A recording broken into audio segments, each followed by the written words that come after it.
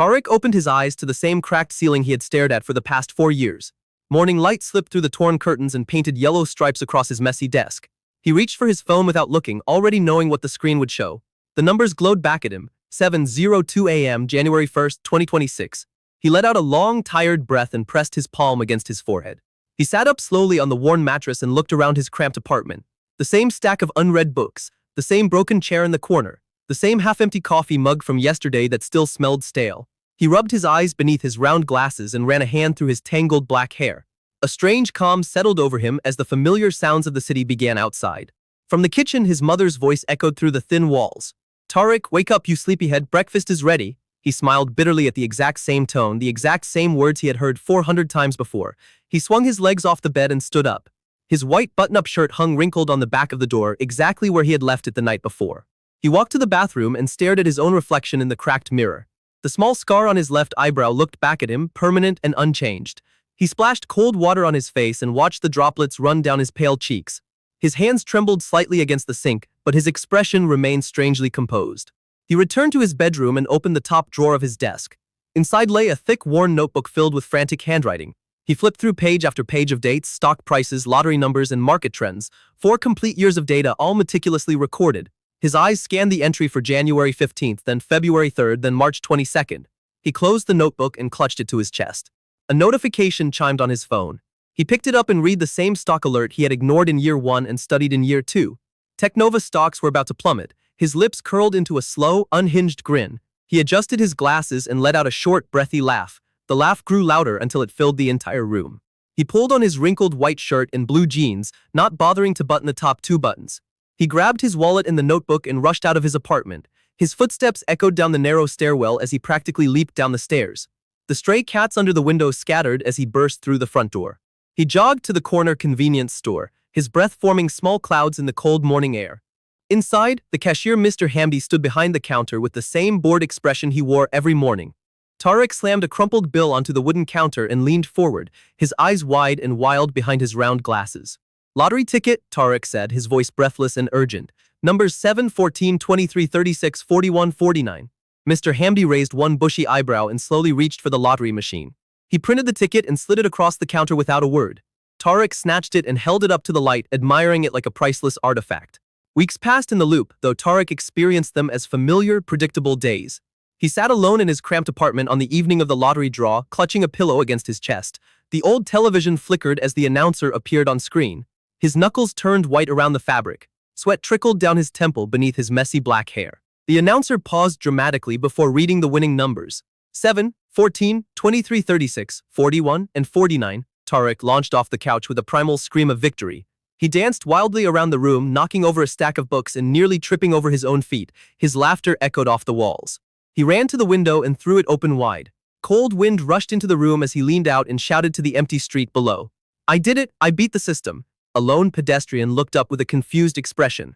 Tariq waved his lottery ticket triumphantly before slamming the window shut and collapsing onto his bed, still laughing. The next morning, he walked into the brokerage office wearing the same wrinkled white shirt and blue jeans. The broker behind the desk looked at him skeptically.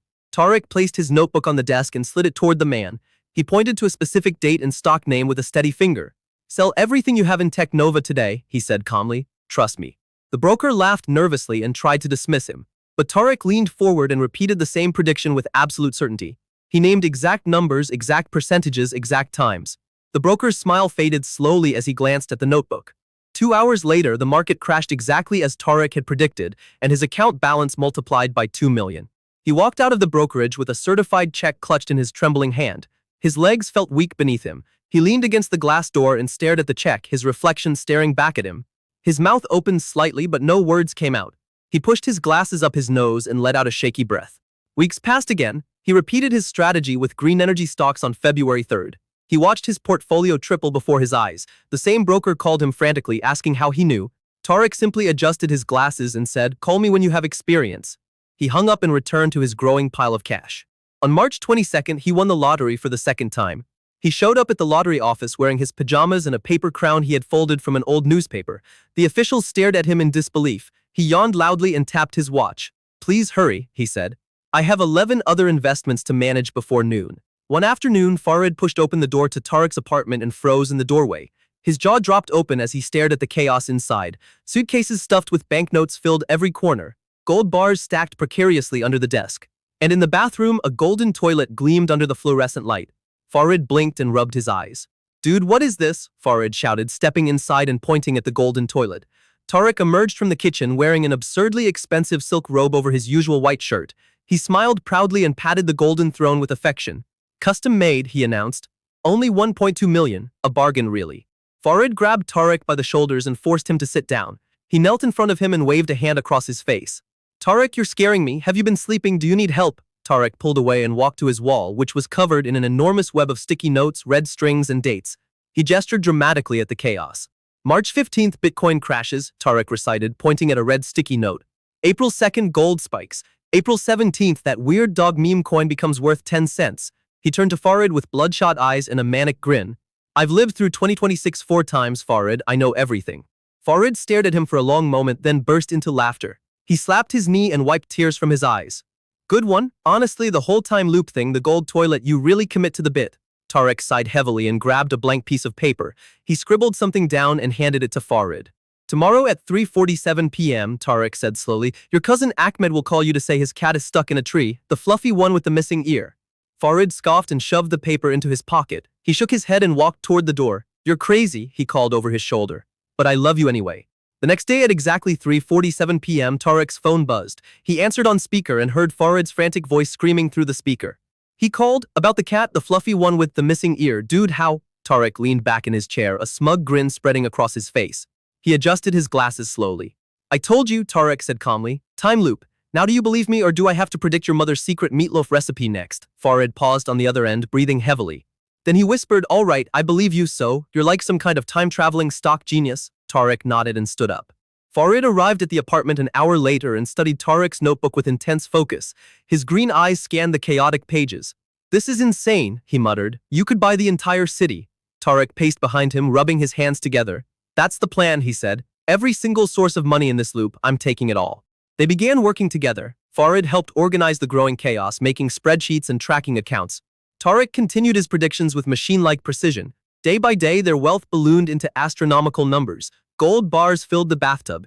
Cash overflowed from suitcases. They laughed late into the night, counting their fortune. One rainy afternoon, Tariq decided to visit Grandfather Fozzie's old bookshop. He pushed open the creaky wooden door and stepped inside the dimly lit space.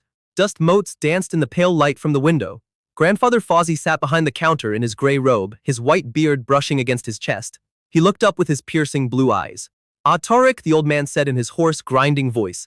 "You look different today, heavier." Tariq paused and frowned. "What do you mean, heavier?" Fozzie leaned forward on his wooden cane and studied him carefully. "The years are piling up on your shoulders, boy. I can see them, every single loop, every repeated day." Tariq froze in place. His hands began to tremble. How do you know about the loop?" he whispered. Fozzie smiled cryptically and tapped the side of his head. "Some of us don't need 4 years to notice patterns, we just need to pay attention. But you," he pointed a crooked finger at Tariq, "you're focusing on the wrong things." "What are you talking about?" Tariq demanded, stepping closer. "I'm taking control of my life, I'm winning." Fozzie shook his head slowly. "You're accumulating gold in a loop that resets everything. What happens when the loop ends? Do you think the money follows you?" Tariq opened his mouth, but no sound came out. He had never considered that. He stumbled backward out of the bookshop and into the rain. The cold water soaked his white shirt and plastered his black hair against his forehead. He walked home in a daze, ignoring the curious stares of pedestrians. His mind raced with doubts and fears he had buried beneath the manic obsession. That evening, a soft knock came at his apartment door. He opened it to find Layla standing in the hallway, her crimson hair damp from the rain. She wore her usual yellow dress and white scarf and clutched her ancient brown leather book against her chest. Her blue eyes locked onto his with unsettling intensity. "I know you're tired," she said quietly. "I know you've done this 4 times. Tariq stepped backward into his apartment, his mouth hanging open. "How do you?" She walked past him and sat down on his cluttered sofa, placing her book on her lap. "Because I've been watching you, Tariq, every loop, every desperate attempt." "You're not real," Tariq whispered, shaking his head. "You're just part of the loop, another NPC, another scripted character." Layla laughed softly and opened her book to a marked page. "If I were scripted, why would I say things you've never heard before?" She turned the book toward him. The pages were filled with dates and numbers, but arranged differently than his notebook. He leaned closer and read the entries. They didn't match his data. They included names he didn't recognize, predictions he had never noticed. His blood ran cold. This is a different loop," she nodded slowly. "Every person in your life has their own timeline, their own patterns. You're not the only one repeating. You're just the only one who cares only about money." He collapsed onto the floor and buried his face in his hands. His shoulders shook with silent sobs, all that wealth, all that obsession, and he had missed everything else. The conversations he ignored, the smiles he never returned, the relationships he abandoned. Layla knelt beside him and placed a gentle hand on his shoulder. "The loop will end soon," she said softly. "This is the 4th repetition. After this, January 1st will become January 2nd and the real year will begin. What do you want to take with you?" He looked up at her with tear-streaked cheeks. His round glasses were fogged and crooked, his hands trembled as he reached for hers. I want to remember," he choked out. "I want to remember that it wasn't about the money." Layla smiled and squeezed his hand. "Then let the money go, Tarek, spend it, give it away, change the lives you've been ignoring." He nodded slowly, a strange warmth spreading through his chest. For the first time in 4 years, he felt something other than hunger. In the final days of the loop, Tarek and Farid worked together to give away their fortune. They paid off debts for strangers. They donated to schools and hospitals. They handed cash to families on the street. Tarek watched their faces light up with joy, and he realized he had never felt this alive during any of his previous repetitions. On the final night of December 31st, Tarek sat alone on his rooftop staring at the stars. Farid sat beside him and Layla stood quietly behind them. Grandfather Fawzi's words echoed in his mind. He reached into his pocket and pulled out his worn notebook. He held it over the edge and let it fall. The pages fluttered through the cold air like dying birds. Midnight struck, the sky above him exploded in a cascade of fireworks. Red and gold light danced across his face as he closed his eyes. He waited for the familiar reset, for the black void of January 1st. But this time something different happened. He opened his eyes and the sun was rising on January 2nd. The loop had broken. He turned to Farid, who was blinking in confusion. Farid looked at his phone and gasped. It's a new day. January 2nd. Dude, it's actually January 2nd. Tarek let out a shaky laugh and hugged his friend tightly. The money was gone, given away to strangers, but the feeling in his chest was richer than any vault of gold he had ever filled. Tarek stood at the rooftop door, his hand resting on the cold metal handle. Farid stood behind him, still blinking in confusion. Layla waited quietly beside them, her blue eyes fixed on the rising sun. Tarek took a deep breath and pulled the door open. The stairwell was dark and narrow, and the three of them descended slowly, their footsteps echoing in the silence. He pushed open the door to his apartment and stepped inside. The suitcases that once overflowed with cash now lay open and empty on the floor. The gold bars were gone, given away to strangers. The golden toilet still gleamed in the bathroom, a ridiculous monument to his former obsession. He stared at it and let out a hollow, breathy laugh. From the kitchen, his mother's voice rang out again. "Tarek, are you coming for breakfast or not?" But this time something was different. She didn't say wake up. She didn't mention the date. He walked slowly to the kitchen doorway and leaned against the frame, watching her crack eggs into a frying pan. She turned and smiled at him, a normal, everyday smile. "Happy New Year, sweetheart," she said, wiping her hands on her apron. "I know you stayed up late. Come eat before the eggs get cold." He stared at her for a long moment, then walked forward and wrapped his arms around her from behind. She stiffened in surprise, then patted his hands. "What's this for?" she asked softly. He buried his face in her shoulder and breathed in the familiar scent of her cooking. Farid appeared in the doorway, his red cap still on backward, his green eyes tired but bright. He scratched his curly hair and looked at Tarek. "So, what now? We're not rich anymore." Tarek pulled away from his mother and turned to face his friend. "We're not broke either," he said. "We have time, real forward-moving time." Farid grinned and nodded slowly. Layla lingered in the hallway outside the apartment, her yellow dress bright against the dim corridor. She held her ancient brown book against her chest, her crimson hair falling over one shoulder. Tarek walked out to meet her. "Why don't you remember the loops?" he asked quietly. She shook her head and smiled. "I don't need to remember, I just knew you needed someone to see you." He reached out and gently touched the cover of her book. "What is this book really?" She opened it and showed him blank pages, empty, white, untouched. "It's not a book," she said. "It's a promise that the future is unwritten." He stared at the blank pages and felt a strange warmth spread through his chest. He closed the book and handed it back to her. That afternoon, Tarek walked through the familiar streets of his neighborhood. The stray cats were sleeping under the same window. The same cafe owner was wiping tables, but the date on his phone now read January 2nd and the world felt different. He stopped in front of Grandfather Fawzi's bookshop. The lights were off inside. A sign hung on the door, closed for the season.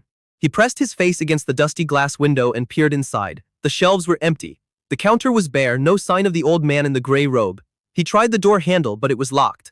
A small folded piece of paper was tucked beneath the door. He knelt down, slid it out, and unfolded it with trembling fingers. The handwriting was shaky but clear. "The loop was never a cage, boy. It was a classroom. You earned your diploma. Now go live." He read the words 3 times, his breath catching in his throat. He folded the note carefully and slipped it into his shirt pocket over his heart. He stood up and looked at the empty bookshop one last time. He walked back home, his hands in his pockets, his mind quieter than it had been in years. The sun was warm on his face, and the breeze carried the smell of fresh bread from the bakery down the street.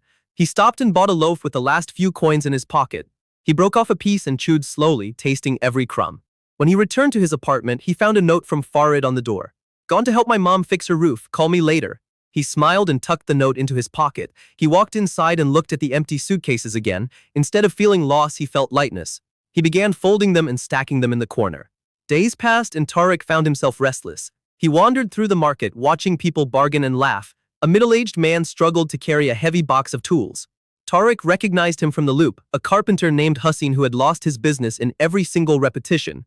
Tariq walked over and offered to help.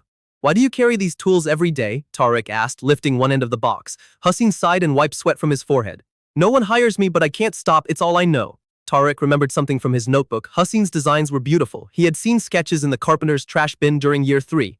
You're a good craftsman, Tariq said, better than you think. They sat together on a bench in the market, and Tariq told him about a small furniture shop that needed custom pieces. He had seen the owner complaining in year 2 about the lack of skilled workers. Hussein's eyes widened. How do you know that shop? Tariq smiled and shrugged. I pay attention. He gave Hussein the address and watched the man's face transform with hesitant hope. The following week, Tariq took a small amount of money he had saved from his previous investments, just enough to live modestly, and bought a set of new tools for Hussein. He left them on the carpenter's doorstep with a note. For the pieces you haven't built yet. He walked away before Hussein could open the door and thank him.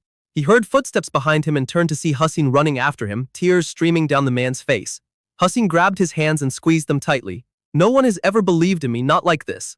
Tariq felt his own eyes sting. He squeezed back and nodded. Now go build something amazing, and when you do, pay it forward. Weeks turned into a month. Tariq found a small job at a local bookstore, not Fozzie's, but a different one run by a kind, elderly woman. He spent his days organizing shelves, recommending novels to customers and reading during his breaks. He wore the same white shirt, but now he ironed it properly. He bought a second pair of jeans. With his first real paycheck, he bought a used car, a battered, rusted sedan with a broken radio. It was nothing compared to the luxury cars he could have bought in the loop, but when he sat behind the wheel, he felt a pride he had never known. He drove to Farid's house and honked the horn until his friend came running out. Farid jumped into the passenger seat and whooped with joy. We're driving, he shouted, raising his hands above his head. Tariq laughed and floored the accelerator. The car coughed and sputtered, but it moved. They drove through the city and out into the countryside, windows down, wind whipping through their hair, the radio playing static that they pretended was music. They stopped at a small hill overlooking a valley. Tariq parked the car and stepped out, staring at the green fields below. Farid stood beside him and placed a hand on his shoulder. You okay, man? Tariq nodded slowly. I'm better than okay, I'm actually living. For the first time, I'm really living.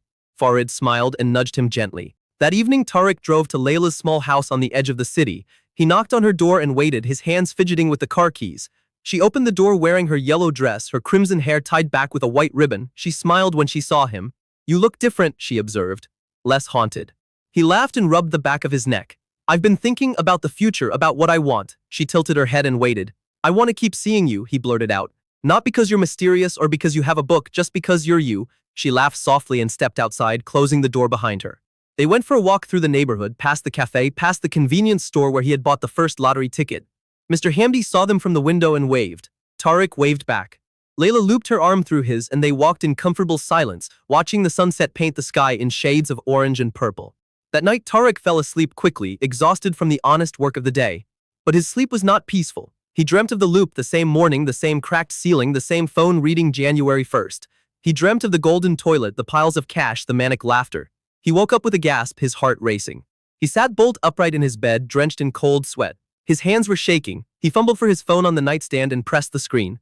The numbers glowed back at him. July 15th, 2026, not January 1st. He let out a long, shuddering breath and pressed his palm against his damp forehead. It was over. It was really over. He lay back down and stared at the ceiling, the same cracked ceiling from the beginning, but now it looked different. It looked like home. He closed his eyes and forced himself to breathe slowly until his heart stopped pounding. He reminded himself that every new day was a gift, not a prison. The next morning, Farid called him with excitement in his voice. Dude, I have an idea. What if we start a small financial advice business? Nothing crazy, just helping regular people avoid bad investments. You still have all that knowledge, right? Tariq sat up, his mind racing. Yeah, I do. I could do that, honestly and carefully. They set up a tiny office in a shared workspace downtown. Tariq wore his white shirt and blue jeans, but now with a blazer over them. Farid wore a bright purple hoodie and his red cap. They sat across from their first client, a nervous young woman who had inherited some money and had no idea what to do with it. Tariq listened carefully, then gave her simple, honest advice. No get-rich-quick schemes, no risky gambles, just steady, safe steps. The woman smiled with relief and shook both their hands. After she left, Farid turned to Tariq with a wide grin. We just helped someone actually help someone. Tarek nodded, his chest swelling with pride. The weeks rolled on. They helped a family avoid a scam that Tarek had seen in year 2. They guided a retired man toward a sensible investment that Tarek remembered paying off in year 4. Word spread slowly, but it spread. Clients came to them with grateful faces and small gifts: homemade bread, fresh vegetables, hand-knitted scarves. One afternoon, an elderly woman brought them a warm pot of lentil soup. "You saved my grandson's college fund," she said, her voice trembling. Tarek accepted the pot with both hands, his eyes glistening. He remembered her face from the loop. She had lost everything in year 1. Now, because he had paid attention, she was safe. He sat alone in the office that evening, staring at the pile of small gifts on his desk. A loaf of bread, a jar of honey, a hand-painted card from a child. He touched each item gently, one by one. These were not gold bars, they were not stacks of cash, but they weighed more in his hands than any fortune he had ever hoarded. One rainy morning, he decided to visit Fozzie's bookshop one more time. He walked through the familiar streets, past the stray cats, past the cafe, and stopped in front of the old wooden door. To his surprise, the lights were on inside. The sign on the door now read, "Open." He pushed the door and stepped inside. The shelves were full again, filled with new and old books, neatly arranged. The familiar dust motes danced in the pale light, and behind the counter sat Grandfather Fozzie, his thick white beard brushing against his gray robe, his piercing blue eyes fixed on Tarek as if he had been waiting. The old man smiled and tapped his wooden cane against the floor. "I knew you'd come back," Fozzie said in his hoarse, grinding voice. "The loop is gone, but the lesson remains." Tarek walked forward and leaned against the counter. "Who were you? How did you know?" The old man laughed quietly. "I was just a man who noticed what others ignore. The loop was not my making. It was an accident of time, but I used it to teach." He reached under the counter and pulled out an old, leather-bound journal. He slid it toward Tarek. "This is my notebook. From all my years, take it. Learn from it, not to predict the future, but to understand how to live in it." Tarek opened the journal and saw pages of observations, small moments, quiet truths about human nature. "You wanted to teach me," Tarek said slowly, his voice thick with emotion. "Not about money, about people." Fozzie nodded, his blue eyes twinkling. "Money is a tool, people are the purpose. I was afraid you would never learn that, but you did." He reached across the counter and squeezed Tarek's hand with his crooked fingers. Tarek looked down at the journal, then back at the old man. "Will the loop ever return?" Fozzie leaned back in his chair and chuckled. "Only if you forget what you learned, but I have a feeling you won't forget." He waved his cane toward the door. "Now go, you have a life to live, and someone is waiting for you outside." Tarek tucked the journal under his arm and walked to the door. He turned back and saw Fozzie already absorbed in a new book, as if their conversation had never happened. He smiled and stepped outside. The rain had stopped. The sun broke through the clouds, casting golden beams across the wet street. He breathed in the clean air. Layla was waiting on the sidewalk, leaning against a lamppost, her yellow dress bright against the gray puddles. Her crimson hair was damp, but she was smiling. "I thought I might find you here," she said. He walked toward her and stopped just inches away. "You were right," he said, "about everything, the loop, the money, the future." She reached up and gently adjusted his round glasses, which had gone crooked. "You're still wearing that same shirt," she observed with a teasing smile. He laughed and looked down at his wrinkled white button-up. "It's the only one that fits." She shook her head and took his hand. "Let's get you a new shirt and maybe a new jacket and a haircut." They walked through the market together, and Farid joined them halfway, his red cap bright in the afternoon sun. He had brought his new girlfriend, a cheerful, bubbly woman with glasses and a bright smile. The four of them wandered from stall to stall, buying fresh fruit and laughing at the vendors' jokes. Tarek felt his heart swell. They ended up at a small outdoor restaurant with mismatched chairs and colorful umbrellas. They ordered too much food and shared everything. Farid told embarrassing stories from childhood. Layla's mysterious smile softened into genuine laughter. Tarek's mother arrived in a taxi, and he pulled out a chair for her with a dramatic bow. She slapped his arm lightly and sat down, her eyes scanning the group with motherly curiosity. "So," she said, looking at Layla, "you're the girl who finally got my son to stop moping." Layla blushed and smiled. "I just told him to look around." Tarek buried his face in his hands as the table erupted in laughter. As the sun dipped below the horizon, they walked through the neighborhood in a loose group. Tarek walked beside Layla, their shoulders brushing. Farid walked ahead with his girlfriend, tossing a ball for a stray dog. Tarek's mother walked behind them, humming a quiet tune. The air was cool and sweet with the scent of blooming jasmine. They reached Layla's house and the others continued walking, leaving them alone at her doorstep. Tarek rocked on his heels, his hands in his pockets. He cleared his throat. "So, my mother really liked you. She doesn't like anyone." Layla laughed softly and leaned against her door. "I liked her too." They stood in comfortable silence for a long moment. He stepped closer and gently tucked a strand of crimson hair behind her ear. "Will you have dinner with me tomorrow, just us?" She looked up at him with her striking blue eyes and nodded slowly. "I'd like that." He smiled, and for a moment he felt like the richest man in the world, not because of money, but because of this, because of her. He walked back to his apartment alone, the streets quiet and the stars bright above. He opened his door and stepped inside. The empty suitcases were still stacked in the corner. The golden toilet was still gleaming in the bathroom. He walked past them without a second glance. He placed Fozzie's journal on his desk beside his own worn notebook. Then he took off his glasses, set them on the nightstand, and lay down on his bed. The next morning, he opened his eyes. Sunlight streamed through the torn curtains, painting yellow stripes across his desk. He reached for his phone without fear. The screen glowed July 16, 2026. He smiled a real, warm, peaceful smile. He sat up, stretched his arms above his head, and looked at the cracked ceiling. It was still cracked, but he saw it now as a map of all the days ahead. He swung his legs off the bed, ready for a new day, a real day, his day. Tariq swung his legs off the bed and stood up. He stretched his arms high above his head, feeling the pleasant ache in his muscles from honest work. He walked to the window and pulled the torn curtains wide open. Morning light flooded the room, chasing away the last shadows of his nightmare. He placed his palms on the windowsill and breathed in the fresh air. He walked to his closet and looked at his clothes. The same white shirts hung in a row. But now he also had a few new shirts Farid had made him buy. He picked a light blue one and held it up. He had never worn blue before. He shrugged and pulled it on, then buttoned it carefully. He looked at his reflection in the cracked mirror and smiled at the unfamiliar color. He left his apartment and walked to the small cafe downstairs. The owner, a round-faced man named Samir, waved at him from behind the counter. Tariq ordered a simple coffee and a piece of bread. He sat at a small table by the window and watched the morning traffic. A young mother struggled to push a stroller with one hand while holding groceries in the other. He stood up quickly and walked outside. He approached the young mother and offered to carry her bags. She looked at him with tired, suspicious eyes, then relented. He carried the bags to her apartment building and set them down gently by the door. She thanked him with a shy smile. He nodded and walked back to his coffee, feeling the warmth of the gesture settle in his chest. Farid burst into the cafe an hour later, his purple hoodie bright against the wooden interior. He slid into the chair across from Tariq and slammed a folder onto the table. "We have 3 new clients," he announced, his green eyes gleaming. Tariq nearly choked on his coffee. "3? We only had 2 last week." Farid grinned and opened the folder, revealing filled-out forms. They spent the morning reviewing the new clients' cases. One was a young couple with a small inheritance, another was a single father trying to save for his daughter's education, and the third was a group of elderly retirees who had been scammed once and were terrified of investing again. Tariq studied each file carefully, his round glasses sliding down his nose as he read. He leaned back in his chair and closed his eyes, letting the memories of the loop surface. He remembered each of these specific situations from previous repetitions. He knew what advice had failed and what had worked. He opened his eyes and began writing notes on a pad of paper, his handwriting neat and careful, unlike the frantic scribbles of his past. That afternoon, they met the young couple in their small office. Tariq wore his new light blue shirt and blazer. He spoke calmly and honestly, offering simple, low-risk strategies. The young man and woman listened intently, their hands intertwined on the desk. When he finished, the woman had tears in her eyes. "No one ever explained it like this," she whispered. Tariq slid a tissue across the desk toward her. She took it and dabbed her eyes. The young man shook Tariq's hand firmly, his grip strong and grateful. Farid patted the man on the back and joked about how Tariq was a time-traveling financial wizard. Everyone laughed, but Tariq felt a twinge of nervousness at the joke that wasn't really a joke.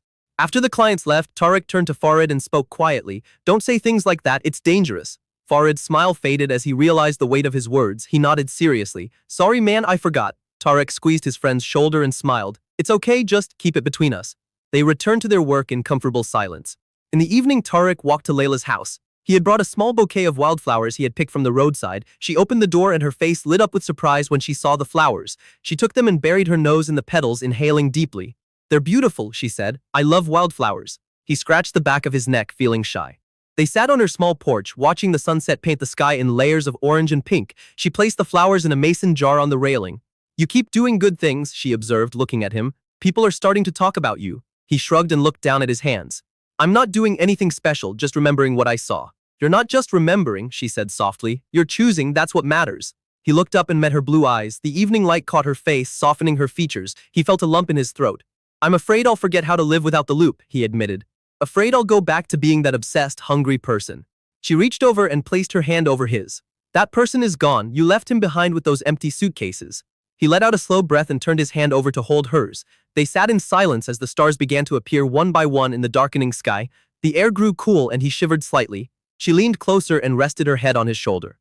He walked home later that night with a lightness in his step. The streets were quiet and the moon was full and bright. He looked up at it and wondered how many full moons he had ignored during the loop. Too many to count. He made a mental promise to watch everyone from now on. He unlocked his apartment door and stepped inside. He opened Fozzie's journal and began reading by lamplight. The pages were filled with small observations about people. "Mr. Aziz, who runs the bakery, never smiles," one entry read. "But he always saves the last loaf for the old woman who cannot walk." Tariq smiled and continued reading. The journal was like a map of human kindness hidden in plain sight. The next morning he visited the bakery. Mr. Aziz was behind the counter, his face as stern as ever. Tarek bought a loaf of bread and watched the door. A few minutes later, an elderly woman with a cane shuffled in. Mr. Aziz reached under the counter and pulled out a wrapped loaf, handing it to her with no change in expression. The woman smiled and thanked him warmly. Tarek waited until the woman left and then approached the counter. "That was kind of you," he said quietly. Mr. Aziz looked at him sharply, his eyes narrowing. "I don't know what you mean." Tarek smiled and held up his hands. "I mean nothing, just, it's nice to see." He left the bakery feeling like he had discovered a secret treasure. He returned to the office and found Farid pacing in front of the door. "We have a problem," Farid said, his voice tense. "The old man from the market, the carpenter, Hassin, he wants to meet us. He's bringing a friend. He says it's important." Tarek felt a flutter of anxiety. "Did he say why?" Farid shook his head. "Just that it's urgent." Hassin arrived an hour later with a tall, thin man in a worn suit. The man's name was Yusuf, and he ran a small charity for families in need. Hassin explained that Tarek's help had saved his business, and now he wanted to introduce Tarek to Yusuf. "He needs someone who understands money," Hassin said. "Someone who won't steal from the poor." Tarek felt the weight of the request settle on his shoulders. He looked at Yusuf, whose tired eyes held a deep sadness. "How many families do you help?" Tarek asked. Yusuf sighed and rubbed his face. "About 60, but we're running out of funding. No one trusts us because of past corruption." Tarek nodded slowly and opened his notebook. He spent the next 2 hours reviewing Yusuf's finances. He found small leaks, hidden fees, and outdated systems. He made a list of recommendations, each one simple but effective. Yusuf stared at the list with disbelief. This could save us," he whispered. Tarek pushed his glasses up and smiled. "Then let's save you together." They shook hands and Yusuf left with Hassin, both of them walking taller than when they had arrived. Farid let out a low whistle. "Dude, you just took on a charity, for free," Tarek shrugged. "I know what it's like to have nothing, and I know what it's like to have everything and still feel empty." Farid looked at him with admiration and clapped a hand on his shoulder. Days turned into weeks. Tarek balanced his work at the bookstore, his financial consultations, and his growing relationship with Layla.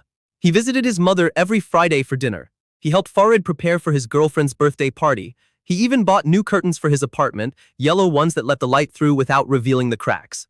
One Saturday afternoon, he found himself walking past the old lottery office where he had claimed his second prize in the loop. He stopped and stared at the building. A memory surged, himself in pajamas and a paper crown, yawning with faux boredom. He laughed softly and shook his head. He had been so ridiculous, so lost. Layla appeared beside him, having followed him without his notice. "What are you laughing at?" she asked, curiosity in her voice. He pointed at the building. "That's where I made a fool of myself in the loop. I thought I was so clever, but I was just desperate." She looped her arm through his. "You're still clever, but now you're wise too." They walked past the lottery office and continued down the street. A group of children were playing soccer with a battered ball. The ball rolled toward Tarek's feet. He stopped it with his shoe and kicked it back gently. A young boy caught it and grinned at him, his face missing a front tooth. Tarek grinned back and waved. The boy ran toward him and tugged on his sleeve. "Mister, are you the rich man who gives money away?" Tarek blinked and looked at Layla, then back at the boy. "I used to be rich," he said carefully. "I gave it away." The boy nodded solemnly. "My mom said someone paid off our rent. She cried for an hour." Tarek's heart clenched. He knelt down to the boy's level. "What's your name?" The boy puffed out his chest. "Omar." Tarek put a hand on his small shoulder. "Omar, your mom cried because she was happy, and I'm happy too." Omar looked at him with big, earnest eyes. "Can I have a hug?" Tarek's throat tightened. He opened his arms and Omar ran into them. Layla watched with a soft smile as Tarek hugged the boy. When they separated, Omar ran back to his game, laughing. Tarek stood up and wiped his eyes quickly, pretending to have something in them. Layla didn't comment. She just squeezed his arm and they continued walking. Neither of them spoke for a long time, but the silence was full. That evening, Tarek sat alone in his apartment and opened his own worn notebook. He flipped through the frantic pages of stock prices and lottery numbers. The handwriting was small and jagged, nearly illegible. He took a pen and began crossing out every entry. One by one, he erased the past. When he was done, the notebook was filled with bold black lines.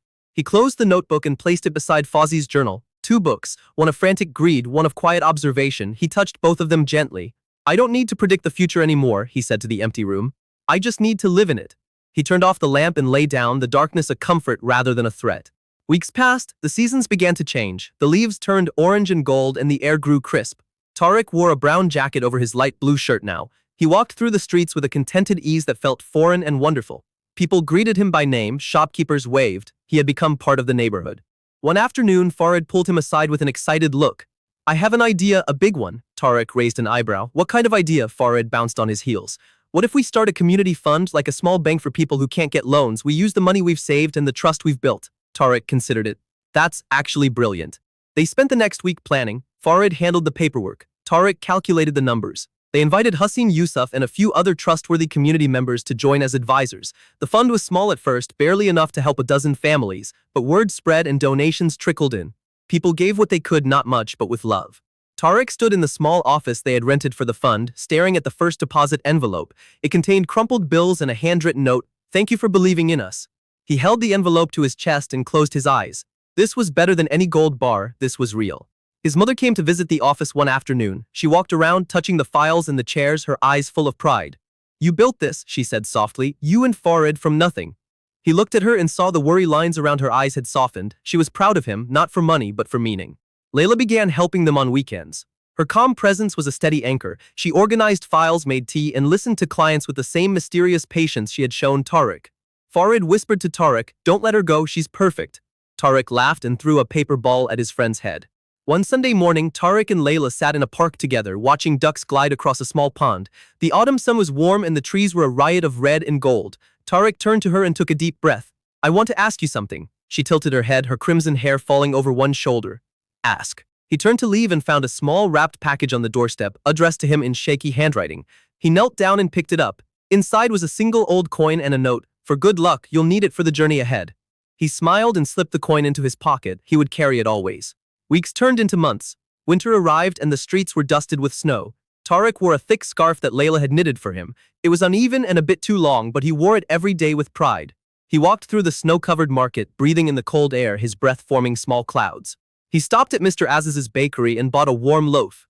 Mr. Aziz handed it to him with a small, almost imperceptible nod. Tariq nodded back. He had never seen the baker smile, but he understood now that some people showed kindness in other ways. He tucked the bread under his arm and continued home. At the community fund, they celebrated their first year of operation. They had helped over 100 families. The small office was filled with grateful visitors bringing food and gifts. Farid gave a heartfelt speech that made everyone cry. Tariq stood beside him, his arm around Layla, his mother in the front row wiping her eyes. After the celebration, Tariq walked home alone in the snow. The moon was full and bright, casting silver shadows across the white ground. He looked up and remembered his promise. He stood still and watched the moon, letting its light wash over him. He felt a profound peace settle into his bones. He reached his apartment and unlocked the door. He stepped inside and looked around. The yellow curtains were warm against the lamplight. The empty suitcases were gone. The golden toilet was gone too. He had donated it to a museum. He sat on his bed and looked at the cracked ceiling. It was still cracked, but the cracks looked like branches of a tree now, reaching toward the future. He lay back on his bed and closed his eyes. Tomorrow would be a new day, and the day after that. He no longer knew what each day would bring, and that was the most beautiful thing of all. He smiled into the darkness and let sleep take him, dreaming not of loops but of horizons, endless, open, and full of possibility. Tariq opened his eyes the next morning and lay still for a moment, listening to the sounds of the city waking up outside his window. Birds chirped in the bare winter trees. A distant car honked. Someone laughed in the street below. He smiled and sat up, the knitted scarf still wrapped loosely around his neck from the night before. He untangled it gently and folded it with care. He walked to the kitchen and made himself a simple breakfast of bread and honey. He ate slowly, savoring each bite. He thought about the community fund and all the lives they had touched. He thought about Layla's smile and Farid's laughter. He thought about his mother's proud eyes. He realized he had never felt so full in his entire life, and he hadn't touched a single gold bar. He put on his brown jacket and walked to the office. The snow had melted slightly, leaving slushy puddles on the pavement. He stepped carefully around them, his breath misting in the cold air. When he arrived, Farid was already there, huddled over a laptop with a steaming cup of tea. "Morning sunshine," Farid said without looking up. "We have a problem." Tariq's heart skipped a beat. "What kind of problem?" Farid turned the laptop toward him. On the screen was a local news article. "Mysterious benefactor leaves trail of generosity." The article described anonymous donations to struggling families across the city. Tariq read it twice, his brow furrowing. "I didn't do this," he said slowly. "Not all of it." Farid grinned and leaned back in his chair. "I know, I checked our records. Someone else is copying you, or maybe someone else learned the same lesson." Tariq stared at the screen, a strange warmth spreading through his chest. Someone else was giving, someone else was paying attention. The loop's lessons were spreading beyond him. They spent the morning tracing the donations, but the trail led nowhere. The donations were cash, untraceable. Tariq sat back in his chair and rubbed his chin thoughtfully. "Whoever it is, they're careful. They don't want credit," Farid shrugged. "Maybe they don't need credit, maybe they just want to help." Tariq nodded slowly. "I like that." That afternoon, Tariq walked to the community fund's new location, a slightly larger office they had rented with the help of Yusuf's charity. The walls were freshly painted white and new chairs lined the waiting area. He stood in the center of the room and turned in a slow circle, taking it all in. This was his legacy, not gold, not stocks. This Layla appeared in the doorway, her yellow dress bright against the white walls. She had a clipboard in her hand and a pen tucked behind her ear. "We have a new volunteer," she announced. "An older woman, she wants to help with the bookkeeping." Tarek raised an eyebrow. "Does she have experience?" Layla smiled mysteriously. "She says she's been watching for a long time." The older woman arrived an hour later. She had silver hair pulled back in a tight bun and sharp, intelligent eyes behind wire-rimmed glasses. She wore a simple gray dress and carried a worn leather bag. She introduced herself as Mrs. Hanan and immediately began asking detailed questions about their accounting systems. Tarek was impressed and slightly intimidated. Mrs. Hanan worked efficiently, her fingers flying across the keyboard. She found 2 small errors in their records and corrected them without fanfare. Farid leaned over to Tarek and whispered, "I'm scared of her." Tarek laughed quietly. "Me too, but I think she's exactly what we needed." Mrs. Hanan looked up sharply as if she had heard them and smiled a thin smile. Days passed, the fund grew, more families came for help. Mrs. Hanan became the backbone of their operations, her sharp eyes missing nothing. Tarek found himself learning from her not about money but about patience and precision. She reminded him of Fawzi in a way, someone who had seen too much to be easily surprised. One evening, Tarek arrived home to find a small envelope tucked under his door. Inside was a single ticket to a local theater performance. No note, no signature. He turned the envelope over in his hands and frowned. He asked Farid and Layla the next day if they had sent it. Both shook their heads. The mystery deepened. He decided to attend the performance alone. The theater was small and intimate, with worn red velvet seats and faded gold trim. He sat in the back row and watched a local troupe perform a comedy about mistaken identities. He laughed more than he had in a long time. When the show ended, he stood up and felt a hand on his shoulder. He turned and found an elderly man standing behind him. The man had kind eyes and a gentle smile. "Did you enjoy the show?" the man asked. Tarek nodded, confused. "Yes, very much." The man nodded and patted his shoulder. "Good, I'm glad." He walked away before Tarek could ask his name. Tarek stood frozen, the mystery of the ticket solved and unsolved at the same time. He walked home in the crisp night air, his mind churning with questions. Who was the elderly man? Was he the anonymous donor? Was he another person who had learned from a loop of his own? Tarek shook his head. He would never know, and maybe that was the point. Some kindnesses were meant to remain anonymous. The next morning, he woke to find a fresh layer of snow outside his window. He dressed warmly and went for a walk through the silent streets. The world was muffled and soft, every sound absorbed by the white blanket. He passed the cafe, the bakery, the market, all closed. The city was resting. He decided to rest too. He returned to his apartment and sat on his bed with Fawzi's journal. He opened it to a random page and read an entry about forgiveness. "The hardest person to forgive is yourself," it said, "but until you do, you cannot truly help anyone else." He read the sentence 3 times. He thought about his manic greed in the loop. He thought about his obsessive hoarding. He closed the journal and sat in silence. He had forgiven himself. He realized that now. He had accepted his past mistakes and moved forward. The guilt that had lingered like a shadow was finally gone. He took a deep breath and felt the weight lift from his shoulders. He was free, truly free. Layla called him that afternoon. "I want to show you something," she said. Her voice was excited, a rare thing for her. He met her at the edge of the city where a small forest began. She was waiting for him, her breath fogging in the cold air. She took his hand and led him into the trees. The snow crunched beneath their boots. They walked for 10 minutes until they reached a clearing. In the center of the clearing was a small wooden bench surrounded by bare trees. A single bird feeder hung from a branch filled with seeds. "I found this place during the loop," she said softly. "I came here when I needed to think. I wanted to share it with you." He looked around the clearing and felt the peace of it wash over him. "It's beautiful," he whispered. She smiled and sat on the bench. He sat beside her. They watched the birds come and go from the feeder, their small bodies bright against the snow. Neither spoke. The silence was comfortable, full of understanding rather than emptiness. He reached into his pocket and pulled out the old coin Fawzi had given him. He turned it over in his fingers. "I've been carrying this for luck," he said, "but I don't think I need it anymore." He held it out to her. "I want you to have it." She looked at the coin, then at him. Her blue eyes were soft. "Are you sure?" He nodded. "I'm sure." She took the coin and closed her fingers around it. "I'll keep it safe," she said. "It'll remind me of all the loops you survived." He laughed softly. "And all the lessons I learned." They sat in comfortable silence as the snow began to fall again, soft and unhurried. He put his arm around her and she leaned into him. They walked back to the city as dusk settled, hand in hand. The streetlights flickered to life, casting warm pools of light on the snowy pavement. They stopped at a small food stall and shared a hot drink, their faces flushed with cold. The vendor smiled at them and said, "You two look happy." Tarek nodded. "We are very happy." The next day, Farid announced that they had reached a milestone. The community fund had helped its 200th family. Tarek stared at the number in disbelief. 200? Farid nodded, his grin so wide it nearly split his face. 200 families, that's thousands of people when you think about it. Tarek sat down heavily, overcome. They decided to throw a small celebration at the office. Mrs. Hanan baked a cake. Layla brought flowers. Yusuf came with a speech that made everyone emotional. Hussein arrived with a small wooden plaque he had carved himself, bearing the words, "Hope grows here." Tarek hung the plaque on the wall with trembling hands. As the celebration wound down, Tarek stood alone in the office, staring at the plaque. He touched the carved letters with his fingertips. Hope grows here, he whispered. He had never thought of himself as someone who planted hope. But now, looking at the office and the people it had helped, he realized that was exactly what he had done. A knock came at the door. It was a young man he had never seen before, holding a crying toddler in his arms. The man looked exhausted, his eyes rimmed with red. I heard you help people, he said, his voice cracking. I don't have anywhere else to go. Tarek immediately stepped forward and guided the man to a chair.